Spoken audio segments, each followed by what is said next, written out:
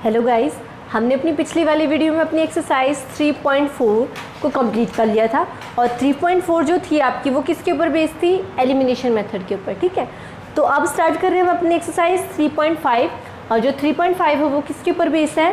Cross multiplication method. ठीक है, तो हमें क्या करना है, हमारे पास कोई भी pair of linear equation in two variables होगी और हमें उसको किस मेथड से निकालना है? क्रॉस मल्टीप्लिकेशन मेथड से। तो आज जो वीडियो है ये वाली, तो इसमें हम डिस्कस करेंगे कि आपका क्रॉस मल्टीप्लिकेशन मेथड होता क्या है, उसके रूल क्या है और उसको किस तरीके से सिंप्लीफाई करते हैं किसी भी लीनियर इक्वेशन के वैल्यूज़ निकालने के लिए, उसके सोल्यूशन निकालने के लिए। तो आइए स्टार्ट करते हैं अपने क्वेश्चन इससे। तो आपके पास इक्वेशन ये गिवन है, तो जो क्रॉस मल्टीप्लिकेशन मेथड उसमें रूल क्या होता है आपके पास कि आपके पास सबसे पहले क्वांटिटी ऑफ बी जो होती है, क्योंकि आपके पास वाई के साथ जो होती है वो क्या होती है? बी। तो पहले स्टैंडर्ड इक्वेशन से कंपेयर करते हैं। देन आपकी a1x plus b1y plus c1 equal to 0, a2x plus b2y plus c2 equal to 0। तो जो इसका फर्स्ट स्टेप है वो क्या है? सबसे पहले आप b की क्वांटिटी उठाओगे b1 और फिर लिखोगे b2, उसके बाद फिर c1 एंड c2, c1 फिर c2 फिर a1 a2 एंड फिर b1 b2। तो ये हो गया 2 3 1 2। ये इसका रूल है कि second element, third element, first element और फिर दोबारा सेकेंड एलिमेंट। तो यहाँ से आपका जो रूल है वो स्टार्ट होता है। सबसे पहला स्टेप कि आप बी से स्टार्ट करोगे, b1 एंड b2 से, और b1 और b2 पे ही एंड करोगे। अब इसका जो फर्स्ट था रूल वो ये था कि आप इस तरीके से लिखोगे इसको। सेकेंड रूल क्या है इसका कि आप इसकी मल्टीप्लिकेशन इसके साथ करोगे क्रॉस, क्योंकि क्रॉस मल्टीप्लिकेशन है, और फिर नीचे वाले की माइनस इसकी मल्टीप्लिकेशन इसके साथ माइनस इसकी मल्टीप्लिकेशन इसके साथ। ओके, और ये टर्म लिखी जाएगी हमेशा आपकी x की। उसके बाद नेक्स्ट स्टेप आएगा, इसकी मल्टीप्लिकेशन इसके साथ माइनस इसकी मल्टीप्लिकेशन इसके साथ, ये टर्म लिखी जाएगी ऑलवेज y की।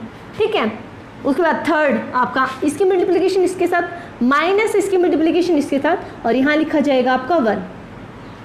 ठीक है, तो आपके जो सेकंड स्टेप था वो हमने क्या करा कि हमने फर्स्ट एलिमेंट को अपने C2 से मल्टीप्लाई करा, माइनस इसकी मल्टीप्लिकेशन इसके साथ करी और वो x के नीचे आएगा, x के डिनोमिनेटर में आएगा। ठीक है, उसके बाद नेक्स्ट अपना क्या करा हमने? C1 का हमने A2 से करा एंड माइनस C2 का A1 से करा और ये हमेशा y के डिनोमिनेटर में आएगा। ओके, और थर्ड जो आपका स्टेप लिखा जाएगा आपका, ये लिखा जाएगा इसकी मल्टीप्लिकेशन इसके साथ हमेशा यही होगा, ऊपर से नीचे से ऊपर की नीचे वाले से मल्टीप्लाई माइनस नीचे वाले की ऊपर वाले से मल्टीप्लाई, और 1 के डिनोमिनेटर में ये आ जाएगा जो इसका रूल होगा। ठीक है, तो ये आपके लिखने का फॉर्मेट हो गया, मतलब ये आपकी स्टैंडर्ड इक्वेशन थी और ये आपका फॉर्मूला था। ठीक है, तो फॉर्मूले को हम अब करते हैं इस क्वेश्चन के थ्रू और फिर निकालते हैं इसका सोल्यूशन। तो जो ये फॉर्मूला है मैं इसके साइड में लिख लेती हूँ। यहाँ पर क्या है formula? b1 b2 c1 c2 a1 a2 फिर से दोबारा b1 b2, इसकी मल्टीप्लिकेशन इसके साथ माइनस इसके साथ, इसकी मल्टीप्लिकेशन इसके साथ माइनस इसके साथ, इसकी मल्टीप्लिकेशन इसके साथ माइनस इसके साथ, यहाँ 1 आएगा, यहाँ y आएगा और यहाँ x आएगा। ठीक है,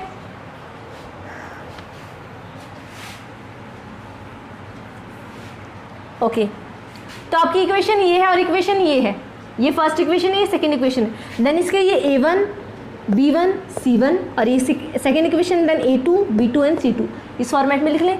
देन b1 आपका लिखेंगे, सबसे पहले a1 लिखेंगे। a1 क्या है आपके पास? 2, b1 आपके पास क्या है इसमें? 1 एंड c1 आपके पास क्या है? c1 minus of 5। ठीक है, नेगेटिव होगा तो नेगेटिव लिखेंगे, पॉजिटिव होगा तो पॉजिटिव लिखेंगे। नेक्स्ट a2 लिखेंगे, a2 क्या है आपके पास? 3, b2 क्या है आपके पास? 2 एंड c2 आपके पास क्या है? Minus of 8। ओके, उसके बाद फॉर्मूले में रखते हैं। फॉर्मूला क्या है आपके पास? b1 b2, then b1 b2 क्या आपके पास? 1 एंड 2, 1 2, फिर उसके बाद c1 c2, c1 and c2 minus 5 and minus 8। उसके बाद फिर a1 a2, then a1 a2 क्या है आपके पास? 2 एंड 3। उसके बाद वापस b1 b2 तो 1 एंड 2। अब क्या करेंगे? इसकी मल्टीप्लिकेशन इसके साथ माइनस इसके साथ, इसकी मल्टीप्लिकेशन इसके साथ माइनस इसके साथ, इसकी मल्टीप्लिकेशन इसके साथ माइनस इसकी मल्टीप्लिकेशन इसके साथ। ठीक है, अब लिखती हूँ मैं x denominator is equal to y denominator is equal to 1 denominator. ये बोला था ना, x के डिनोमिनेटर में ये कॉन्सेप्ट आएगा, y के डिनोमिनेटर में ये वाला और 1 के डिनोमिनेटर में ये वाला। तो स्टार्ट करते हैं। 1 की मल्टीप्लिकेशन माइनस ऑफ 8 के साथ, देन 1 मल्टीप्लाई माइनस 8, ये ब्रैकेट में ले लें, माइनस इसकी मल्टीप्लिकेशन इसके साथ 2 मल्टीप्लाई माइनस ऑफ 5। ठीक है, क्योंकि अभी हम स्टार्टिंग करें तो हम हर एक स्टेप को देखेंगे कि कहाँ से क्या क्या पुट होता है हमारे पास और कहाँ से क्या क्या वैल्यू हमने ली है। तो ये वाला हमारा हो गया फॉर्मेट, ये हमारा x के नीचे लिखा जाएगा। उसके बाद ये ख़त्म, अब ये स्टार्ट, इसकी मल्टीप्लिकेशन इसके साथ, देन -5 की मल्टीप्लाई 3 के साथ, ब्रैकेट में बंद करेंगे, माइनस इसकी मल्टीप्लिकेशन इसके साथ, -8 की मल्टीप्लाई 2 के साथ। ठीक है, 1 अपॉन, उसके बाद नेक्स्ट ये वाला हमारा खत्म हो गया। देखो 5 की 3 के साथ हो गई, माइनस इसके साथ हो गई, खत्म y वाला। अब 1 वाला कॉन्सेप्ट उठाएंगे, देन 2 मल्टीप्लाई 2, ब्रैकेट के अंदर माइनस 3 मल्टीप्लाई 1, 3 मल्टीप्लाई 1 हो गया।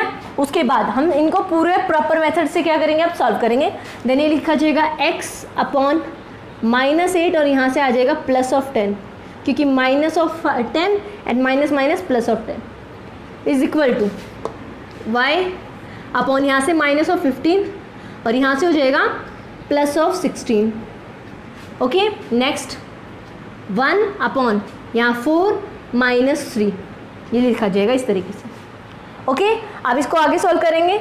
ये लिखा कैसे हो जाएगा आपका, x अपॉन ये आपका हो जाएगा प्लस ऑफ 2, है ना, -8 and plus of 10 is equal to y upon -15 and plus 16, 1 is equal to 1 upon 1।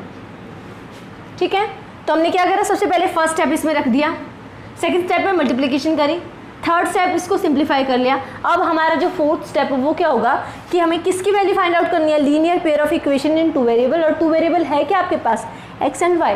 तो आपको किसकी वैल्यू फाइंड आउट करनी है, x और y की।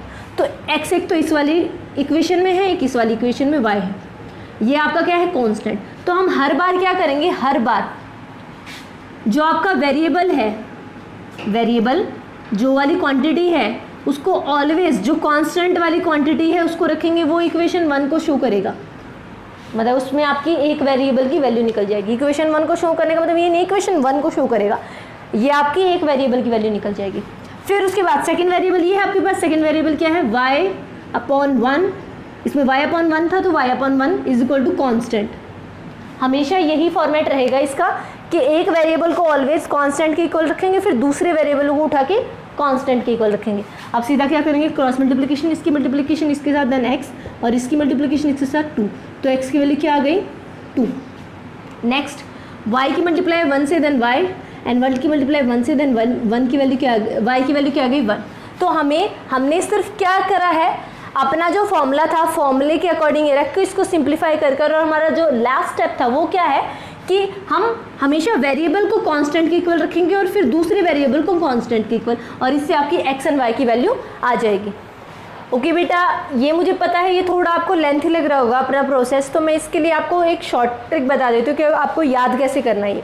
क्योंकि बेटा फॉर्मूला है, फॉर्मूला तो जिसके हिसाब से बोलेगा, जिस मेथड से बोलेगा उस हिसाब से करना पड़ेगा, और वो मेथड हमें आना चाहिए। हमें एक भी मेथड नहीं छोड़ना है बेटा, क्योंकि हमें हमारा एक भी मार्क्स बहुत इंपॉर्टेंट है, तो हमें पूरे के पूरे 100 मार्क्स चाहिए अपने। तो इसको मैं रब कर देती हूँ, आपने नोट कर लिया होगा। अब मैं समझाती हूँ इसको और अच्छे तरीके से, जो आपको शॉर्ट ट्रिक में समझ में आएगा। वैसे सब इससे रिलेटेड इसका फॉर्मूला बताते हैं, वैसे फॉर्मूला कुछ नहीं है बेटा, x upon is equal to y upon is equal to 1 upon क्या होता है, b1c2 then b1c2 minus b2c1 मैंने क्या करा है, सीधा क्रॉस मल्टीप्लाई। सबसे पहले आपका ये फॉर्मूला लिखने का तरीका क्या होता है कि आप मिडल टर्म को उठाओगे हर बार। अब मिडल टर्म है क्या आपके पास, b, मिडल टर्म उठाओगे, स्टार्ट करोगे मिडल टर्म से। अब देखो 2 के बाद क्या आता है 3, है ना, 3 के बाद वापस फिर फर्स्ट टर्म, क्योंकि इसमें 1 2 3 टर्म है ना, ज़्यादा नहीं है। कितने टर्म है, 1 2 एंड 3, तो बीच वाले से उठाओगे हर बार। सेकंड टर्म से उठाओगे, फिर सेकंड के बाद 3, है ना। तो फॉर्मूला तो ये फॉर्मूला बता देती हूँ मैं पहले, फिर मैं आपको बताती हूँ शॉर्ट ट्रिक मैं कैसे यूज़ कर रही हूँ इसमें। सबसे पहले b1c2, ये रहा b1c2 माइनस b2c1 हो गया फर्स्ट का x का वेरिएबल का। उसके बाद फिर c1a2 देन c1a2, ये फॉर्मूला है आपका, C2A1 C2A1। उसके बाद फिर नेक्स्ट कांस्टेंट का A1 B2 minus A2 B1, ये आपका फॉर्मूला है। ठीक है, तो फॉर्मूला याद करना बहुत हार्ड पड़ जाता है, तो हम सीधा इसको किस ट्रिक से याद करते हैं, 2 3 1 2, इस ट्रिक से याद करते हैं हमेशा। 2 3 1 2 मतलब कि सबसे पहले मिडल टर्म उठानी है 2, तो 2 क्या आपका B1 है ना 2। ठीक है, तो हम सबसे पहले कहाँ से स्टार्ट करेंगे, मिडल टर्म से, सेकंड टर्म से। सेकंड टर्म के y के साथ क्या है 1, तो यहाँ लिखेंगे 1। उसके बाद फिर लिखेंगे अपनी नेक्स्ट टर्म क्या लिखेंगे 3 में क्या है मतलब -5। उसके बाद फिर वापस चले जाएंगे इसके पास 2 के पास, x के पास, तो यहाँ आ जाएगा 2। उसके बाद फिर जहाँ से स्टार्ट करा था वहीं पर ख़त्म कर देंगे, वापस क्या आ जाएगा 1। हो गई इक्वेशन फर्स्ट लिखी गई। उसके बाद इक्वेशन सेकंड कैसे लिखेंगे, जहाँ से शुरू करेंगे 2 से स्टार्ट करेंगे। उसके बाद 2 के बाद लिखेंगे ये नेक्स्ट टर्म क्या है -8। उसके बाद फिर वापस चले जाएंगे फर्स्ट टर्म के पास, यहाँ लिखी जाएगी 3, और कहाँ से शुरू करा था 2 से, देन यहाँ पर आ जाएगा 2।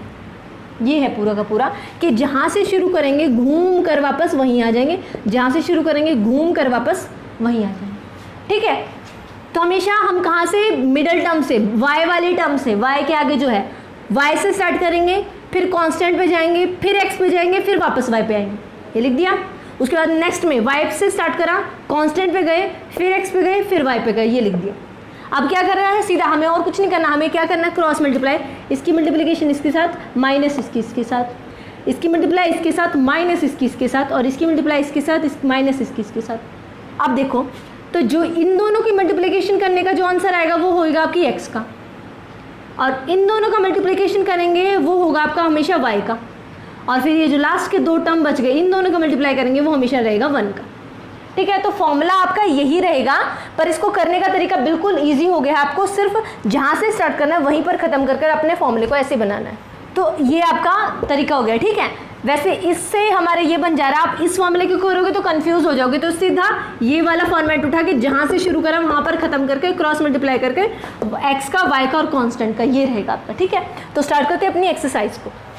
ओके गाइस, देन आपका जो 3.5 है उसकी एक्सरसाइज हम स्टार्ट करें, और जो उसका फर्स्ट क्वेश्चन है आपके पास फर्स्ट का, उसमें आपके पास स्टेटमेंट गिवन है, find the linear pair of equation आपके पास गिवन है। तब फाइंड करो किस मेथड से करनी है हमें, क्रॉस मल्टीप्लिकेशन मेथड से, if they have unique solution. अगर ये आपका यूनिक सोल्यूशन है, अगर इस इक्वेशन का आपका यूनिक सोल्यूशन है तो आप इसका क्रॉस मल्टीप्लिकेशन मेथड से निकालो, अदरवाइज उसको वहीं पर प्रोसेस को स्टॉप कर दो। और ऐसे ही इस इक्वेशन में भी हमें करना है। तो सबसे पहले जो यूनिक सोल्यूशन है, नो सोल्यूशन है, इनफाइनाइटली मैनी सोल्यूशन है, जो हमने इससे पहले अपनी एक्सरसाइज 3.2 में हमने इसकी ट्रूथ टेबल बनाई थी, वही इसमें रिवाइज हो रही है। दोबारा से देख लेते हैं। फिर भी हम हमारा जो यूनिक सोल्यूशन होता है, यूनिक सोल्यूशन वो क्या होता है आपका, A1/A2 equal to not B1/B2, ये आपका यूनिक सोल्यूशन होता है। उसके बाद इनफाइनाइट मैनी सोल्यूशन, ये आपका दोबारा रिवाइज हो रहा है बेटा। हमने 3.2 जब करी थी, जब हमने ये टेबल पूरी अच्छी तरीके से देखी थी कि इंटरसेक्टिंग पॉइंट होता है, इंटरसेक्टिंग ग्राफ बनाता है तो यूनिक सोल्यूशन बनाता है, यूनिक बनाता है तो कंसिस्टेंट बनाता है, इनफाइनाइटली मैनी बनाता है तो ये मतलब आपका क्या बनाता है, कोइंसिडेंट बनाता है, और कोइंसिडेंट में भी क्या बनाता है, इन कंसिस्ट बनाता है। और उसके बाद हमने एक पैरेलल देखा था कि भाई कहीं पर भी मीट नहीं करेगी, और वहाँ के क्या था आपका, नो सोल्यूशन था। ठीक है, तो वही रिवाइज करें हम दोबारा। इनफाइनाइटली मैनी सोल्यूशन में क्या है आपका, A1/A2 equal to B1/B2 equal to C1/C2। ठीक है, ये आपका था कंसिस्टेंट का, और ये आपका इंटरसेक्टिंग का। आगे पैरेलल वाला देखेंगे जिसमें आपका क्या हो जाएगा, नो सोल्यूशन। आपसे क्योंकि यही बोला गया है, solve the following pair of linear equation, if as unique solution then find the solution by cross multiplication method. अगर आपके नो सोल्यूशन है, इनफाइनाइटली मैनी सोल्यूशन है, तो उस जो प्रोसेस है उसको वहीं पर स्टॉप कर दीजिए। तो स्टार्ट करते हैं हमारा नो सोल्यूशन। नो सोल्यूशन क्या होता है आपके पास, A1/A2 equal to B1/B2 not equal to C1/C2। ये आपके हमने तीनों दोबारा रिवाइज कर लिए। अब हम स्टार्ट करते हैं अपने इस क्वेश्चन से। आपके पास गिवन है x - 3y - 3, देन इसमें A1 की वैल्यू क्या है बेटा 1, एंड B1 की वैल्यू क्या है आपके पास -3, एंड C1 की वैल्यू क्या है आपके पास -3, है ना। नेक्स्ट A2 की वैल्यू क्या है आपके पास 3, एंड B2 की वैल्यू क्या है आपके पास, B2 मतलब क्या, जिसके साथ y का वेरिएबल हो वो B2, और जिसके साथ x का वेरिएबल हो वो A2 या A1, है ना। तो B2 आपके पास क्या है यहाँ पर -9 एंड आपके पास C2 क्या है आपके पास -2। अब देखेंगे किस कैटेगरी का आपका, तो देखा जाए देन A1/A2 यहाँ करते हैं हम A1/A2 A1 1/A2 3 is equal to B1/B2 then B आपका है -3 एंड दिस इज -9। नेक्स्ट आपका है C1/C2 देन C1/C2 क्या करेंगे, हमारा C1 क्या है -3 एंड -2। अब देखा जाए तो माइनस से माइनस कैंसिल, माइनस से माइनस कैंसिल है ना, ये 1/3 तो एज इट इज़ इस वाली टर्म का, इसको करेंगे 3 1 = 3 3 3 = 9, ये इक्वल टू 1/3 हो गया। स्टार्टिंग का इक्वल हो गया तो ये तो यूनिक सोल्यूशन है ही नहीं। फिर देखते हैं ये कौन सा सोल्यूशन है, लास्ट का इक्वल नहीं है मतलब क्या है, लास्ट का इक्वल नहीं है मतलब क्या है इसका, नो सोल्यूशन। नो सोल्यूशन, तो हमारा जो आंसर हो गया वो क्या हो गया, नो सोल्यूशन, और हम इसका आगे फाइंड आउट नहीं करेंगे। तो मैं ये वाली सारी चीज़ें यहाँ लिख देती हूँ, फिर हम इस क्वेश्चन को भी इसी मेथड से करते हैं। हमारा क्या है ये 1/3 is equal to -3/9 is equal to -3/2, minus से माइनस कैंसिल, माइनस से minus, then 1/3 is equal to 1/3 is equal to not 3/2, तो इसका क्या आ जाएगा, नो सोल्यूशन, नो सोल्यूशन। तो हम इसका क्या नहीं निकालेंगे, क्रॉस मल्टीप्लिकेशन मेथड से नहीं निकालेंगे। अब ये करते हैं हम सेकंड क्वेश्चन। सेकंड क्वेश्चन आपके पास कुछ इस तरीके से गिवन है, ये आपको फाइंड आउट करना है कि ये आपका यूनिक सोल्यूशन है, इनफाइनाइटली मैनी है, या आपके नो सोल्यूशन है। ठीक है, यूनिक सोल्यूशन है, इनफाइनाइटली मैनी है, नो सोल्यूशन। देन 3 आपका है A1 एंड -5 आपका B1 आपका क्या है -5 एंड C1 आपका क्या है 20 है ना, -20 हो या 20 एक ही बात है। नेक्स्ट A2 है आपके पास 6 एंड B2 है आपके पास -10, ये -5 है बेटा, यहाँ पर -5, यहाँ पर देखो -5 तो -5, ये -10 देन -10। आगे C2 है आपके पास, ये है 40। तो हम अब इसका क्या करेंगे, A1/A2 B1/B2 and C1/C2। Then A1/A2 is equal to B1/B2 is equal to C1/C2। इससे कंपेयर कर रहे हैं हम, कंपेयर कर रहे हैं इससे। तो 3/6 is equal to -5/10 minus of is equal to 20/40। Minus से माइनस कैंसिल, देन 3 1 = 3 3 2 = 6 5 1 = 5 5 2 = 6। आगे 21 पे और ये 2 पे, तो सारे के सारे क्या हो गए, एक दूसरे के इक्वल, सारे के सारे एक दूसरे के इक्वल हो गए। तो कौन सा बन गया ये, इनफाइनाइट मैनी सॉल्यूशन। तो इनफाइनाइट मैनी सॉल्यूशन बन गया आपका, है ना। तो हमें आगे निकालना ही नहीं है, क्योंकि क्वेश्चन में साफ साफ गिवन है कि अगर यूनिक सोल्यूशन है तो निकालो, अदरवाइज उस प्रोसेस को वहीं क्या कर दो, स्टॉप कर दो। तो ये जो हमने करा है ये आपका फर्स्ट का फर्स्ट पार्ट है और ये आपका फर्स्ट का थर्ड पार्ट है। और जब मैंने आपको elimination method cross multiplication method समझाया था, उसमें हमने जो फर्स्ट का सेकंड पार्ट था वो कंप्लीट किया था। तो आपके 3 पार्ट हो गए हैं, आप इसको नोट कीजिए।